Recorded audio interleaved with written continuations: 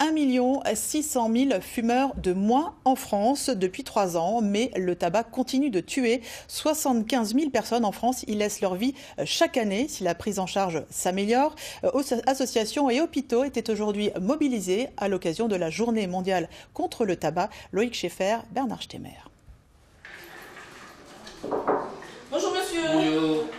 J'en venais vous prendre l'attention.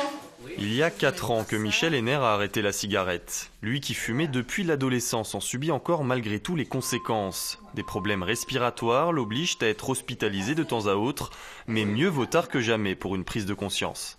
On doit se dire, bon, il y a quand même des petits-enfants qui sont là, on doit quand même pouvoir voir encore comment qu'ils grandissent et tout ça, pas tout de suite se mettre dans le trou, comme on dit.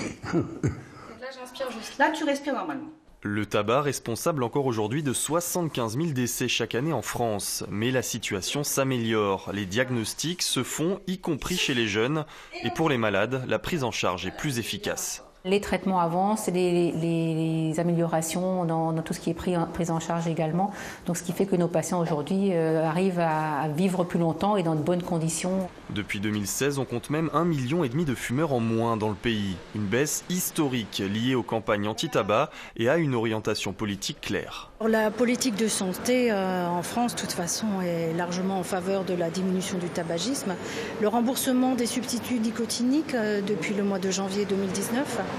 Le fait effectivement qu'on ne puisse plus fumer dans les lieux publics. Pour autant, le combat continue. 50% des moins de 35 ans sont fumeurs. C'est au-dessus de la moyenne. Dans le viseur des addictologues et des pouvoirs publics, notamment le cannabis. La France en est le premier pays consommateur en Europe.